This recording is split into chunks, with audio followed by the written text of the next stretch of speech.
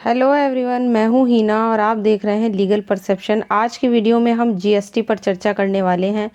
Video काफ़ी important है, इसलिए वीडियो के एंड तक बने रहिएगा। साथ ही अगर आप इस वीडियो लेक्चर की पीडीएफ लेना चाहते हैं तो आप फ्री में टेलीग्राम से ले सकते हैं, जिसका लिंक आपको डिस्क्रिप्शन में मिल जाएगा। इसके अलावा अगर आप इस चैनल पर नए हैं या अभी तक आपने इस चैनल को सब्सक्राइब नहीं किया है तो आप चैनल को सब्सक्राइब कर सकते हैं, क्योंकि आने वाली वीडियोज़ में हम जितने भी मेजर एक्ट या जो भी इंपॉर्टेंट एक्ट हैं वो सब केस लॉ के साथ डिस्कस करेंगे। तो आज का वीडियो है जीएसटी पर, गुड्स एंड सर्विस टैक्स। तो चलिए शुरू करते हैं। माल और सेवा कर को देखिए इंग्लिश में कहा गया है गुड्स एंड सर्विस टैक्स, जिसे हम शॉर्ट फॉर्म में जीएसटी के नाम से जानते हैं। दुनिया में फ्रांस जो है वो जीएसटी के जनक के रूप में जाना जाता है, क्योंकि फ्रांस ही पहला देश था जिसने 1954 में जीएसटी को लागू किया था, और भारत में जीएसटी बिल को मान्यता देने वाला पहला राज्य था असम। तो ये चीज़ें हमें कुछ पता होनी चाहिए, ये कुछ इंपॉर्टेंट चीज़ें थी जो हमने जीएसटी के बारे में यहाँ पर जानी है। इसके अलावा आप जान लेते हैं कि जीएसटी होता क्या है। तो देखिए, ये पूरे देश के लिए एक एकल अप्रत्यक्ष कर यानी कि एक इंटीग्रेटेड टैक्स है। इसे एक राष्ट्र या एक कर व्यवस्था यानी one nation one tax system भी कहा जाता है। फॉर एग्जाम्पल, गुड्स का मतलब होता है एक ऐसा सामान जिसे बेचकर पैसा कमाया जाता है, जैसे कि कपड़े, जूते आदि। जिस चीज़ से किसी पर्सन को कोई चीज़ बेचकर पैसा मिलता है उसे बोला जाता है गुड्स। और सर्विस का मतलब क्या है? तो सर्विस का मतलब ये है कि जो हमें सेवा देते हैं, हमें सर्विस देते हैं। फॉर एग्जांपल, जैसे कि जिम है, हॉस्पिटल है, स्कूल है, ये ऐसी चीज़ें हैं जिनमें हमें कोई सामान बेचकर पैसा नहीं कमाया जाता, बल्कि ये वो जगहें हैं जो हमें सर्विस देते हैं। जैसे स्कूल में हम जाते हैं तो हम जब स्कूल की फ़ीस देते हैं तो स्कूल वाले क्या करते हैं, हमें पढ़ाते हैं। या हम जिम में जाते हैं तो जिम में भी क्या होता है कि हम, जैसे हमारी फिजिकल ट्रेनिंग होती है या जो भी हम, मतलब एक ट्रेनर है वो हमें जो है वो आगे हमें गाइड करेगा कि किस तरह से हमें अपनी बॉडी को बनाना है। तो इस तरह से ये वो जगह हो गई जो हमें सर्विस देती हैं। और गुड्स के अंदर वो चीज़ें आ गई जिससे व्यक्ति कोई बेचकर पैसा कमाता है। तो गुड्स एंड सर्विस टैक्स का मतलब यही है कि ये उन चीज़ों पर भी लगता है जिसे बेचकर पैसा कमाया जाता है, और सर्विस की चीज़ों पर भी लगता है जिससे कोई पर्सन किसी को सर्विस देकर पैसा कमाते हैं। जैसे कि मैंने आपको बताया, जिम है, हॉस्पिटल है, स्कूल है ना।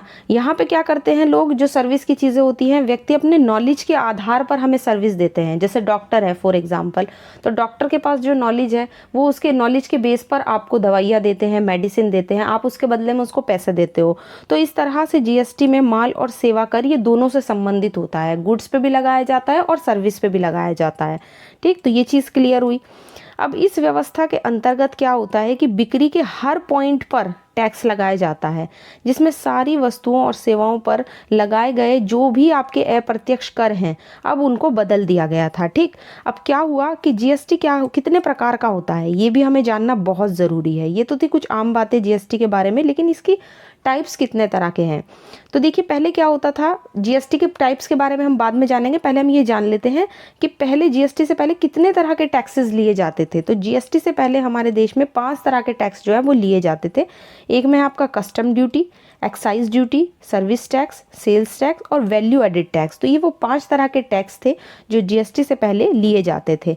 लेकिन चूंकि जीएसटी जो है वो 2017 से लागू हुआ था, तो इसलिए अब इन 5 तरह के टैक्स को हटा दिया गया है, और 2017 के बाद से इन 5 टैक्स की जगह अब जीएसटी लगाया गया है। मतलब हर चीज़ पर जो है वो जीएसटी लगाया जाता है। अब जीएसटी के हम टाइप्स पढ़ लेते हैं कि कितने तरह का होता है।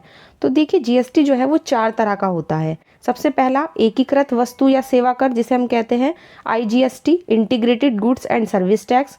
दूसरा स्टेट वाला है SGST, state goods and service tax. तीसरा केंद्रीय वाला यानी CGST, central goods and service tax. और चौथा है केंद्र शासित यानी यूनियन टेरिटरी वाला, जिसे हम बोलते हैं यूटीजीएसटी यानी union territory goods and service tax.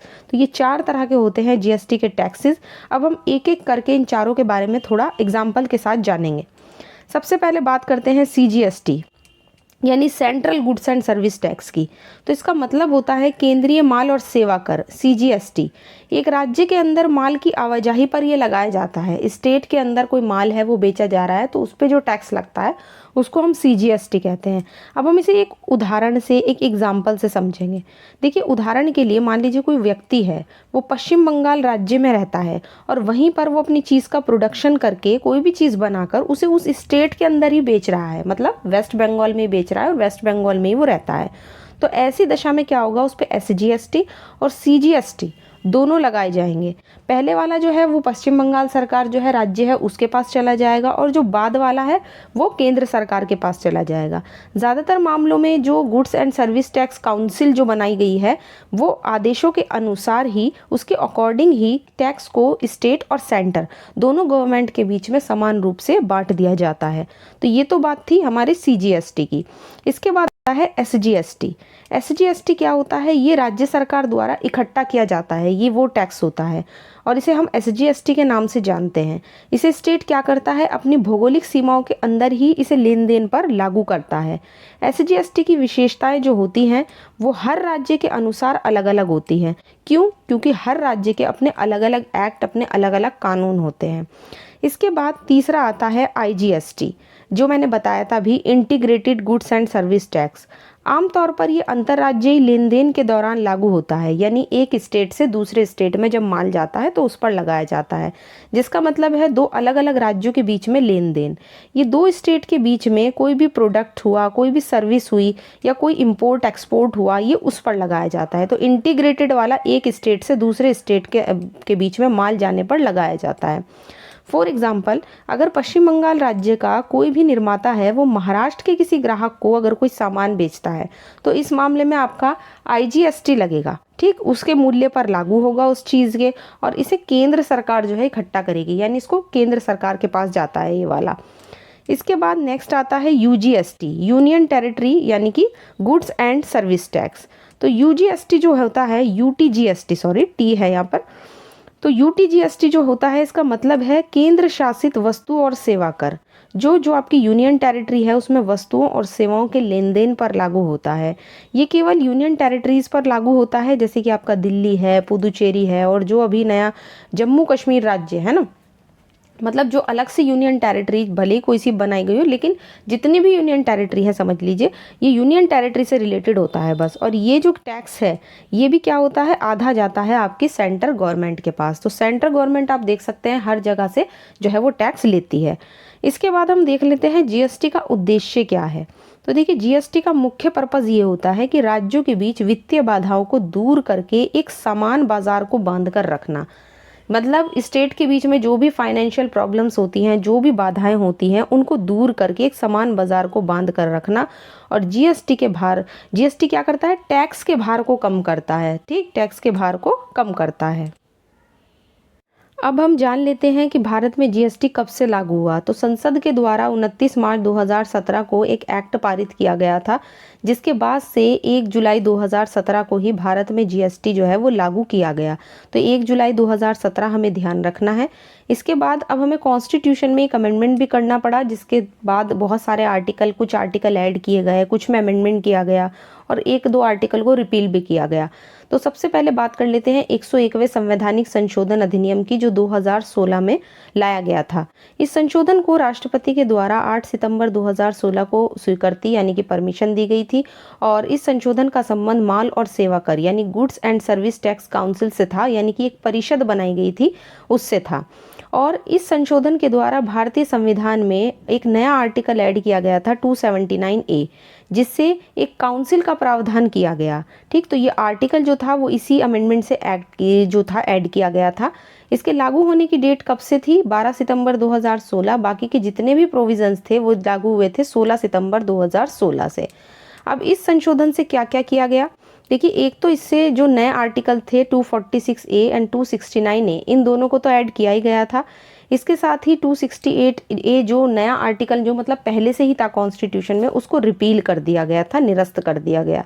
इसके साथ ही कुछ ऐसे आर्टिकल्स हैं जो हमें यहाँ पे दिखाई दे रहे हैं, और साथ ही 6ठी अनुसूची और 7वीं अनुसूची में भी थोड़े थोड़े अमेंडमेंट जो थे वो किए गए थे।